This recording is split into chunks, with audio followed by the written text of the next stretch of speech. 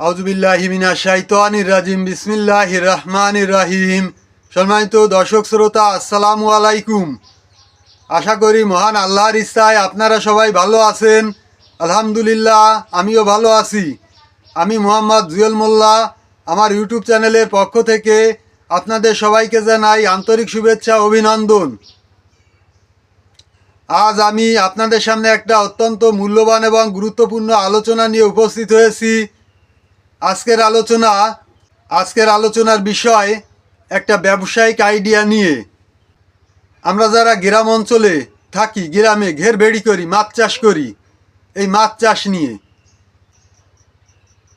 ঘের করে কেউ ধনী হয়, কেউ স্বাবলম্বী হয়, আবার কেউ দেনাদায়িক হয়, কেউ লসের শিকার হয়। এরপর থেকে কেউ যাতে ক্ষতিগ্রস্ত না হয়, সেই উদ্দেশ্যে আজকের আলোচনা। ঘের করতে হলে প্রথমেই যে কাজটা করতে হয় সেটা হচ্ছে ভেড়ি দিতে হয়, মাটি কাটাতে হয়। এই ভেড়ি দেওয়ার সময় এখন বছর বছর বন্যার খুব চাপ বৃদ্ধি পাচ্ছে। এজন্য ভেড়ি দেওয়ার সময় সর্বপ্রথম যে কাজটা করতে হবে, ভেড়ি দিতে হবে খুব উঁচু করে এবং চওড়া করে। শুধু ভেড়ি দিয়ে বসে থাকলে হবে না, উঁচু করে ভেড়িতে চালা ফুটো হয় নাকি এটা সব সময় খেয়াল রাখতে হবে, যে বন্যায় মাছ বেরিয়ে যেতে না পারে। তারপরে খেয়াল রাখতে হবে ঘেরে যাতে গ্যাস না হয় পানিতে। এজন্য ঘের সবসময় পরিষ্কার পরিচ্ছন্ন রাখতে হবে। ঘেরে শুরুতে জমিতে চাষ দিতে হবে, কিছুটা খোল এবং টিএসপি সার ছড়িয়ে দিয়ে পরিমাণ মতো সারা জমিতে ছড়িয়ে দিতে হবে। দিয়ে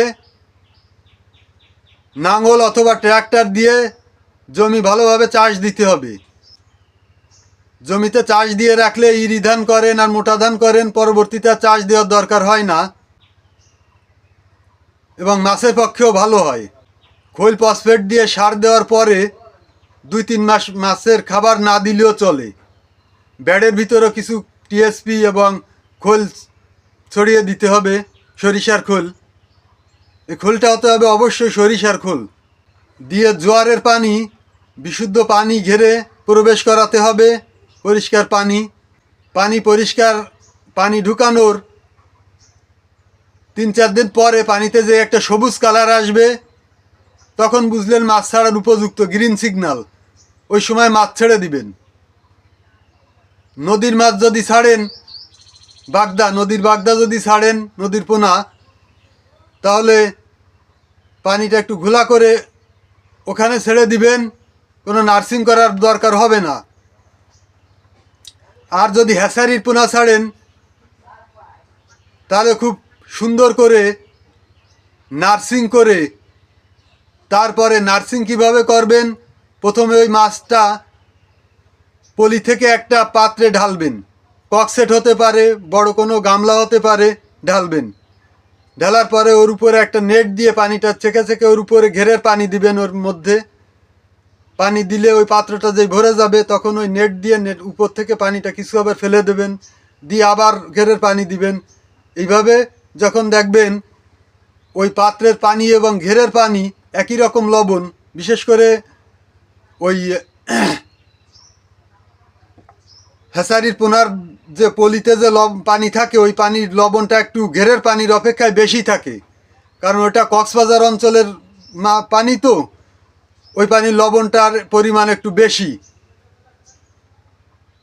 যখন দেখবেন যে ঘেরের পানি এবং পাত্রের পানি একই রকম লবণ, গালে দিয়ে দেখবেন, তখন আস্তে করে মাছ ছেড়ে দিবেন।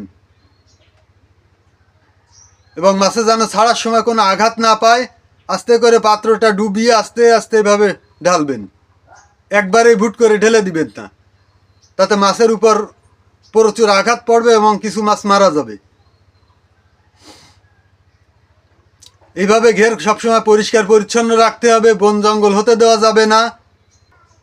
বিঘা প্রতি নদীর মাছ যদি ছাড়েন, নদীর বাগদা 2-3 হাজার করে ছাড়বেন, 2,000 করে ছাড়েন।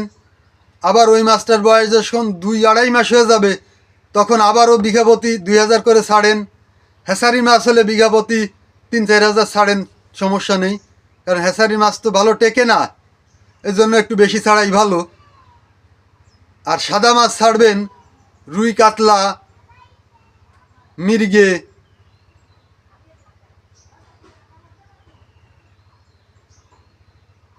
গিলাস কাপ, মিনার কাপ, এগুলো ছাড়বেন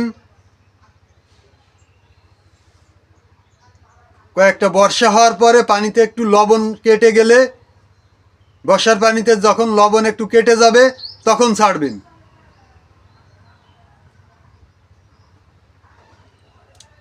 অতিরিক্ত লবণ পানিতে যদি রুই মাছ, কাতলা মাছ, মৃগেল মাছ এগুলো যদি ছেড়ে দেন, মিনার কাপ, তাহলে এগুলো মারা যাবে।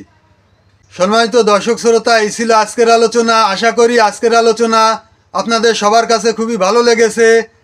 এই ধরনের আলোচনা সবসময় পেতে, নিত্য নতুন সবসময় পেতে আমার চ্যানেলটাকে সাবস্ক্রাইব করবেন এবং বেশি বেশি শেয়ার করে আত্মীয় বন্ধুবান্ধব সকলের মাঝে ছড়িয়ে দেওয়ার অনুরোধ করছি, যাতে সবাই দেখার সুযোগ পায়।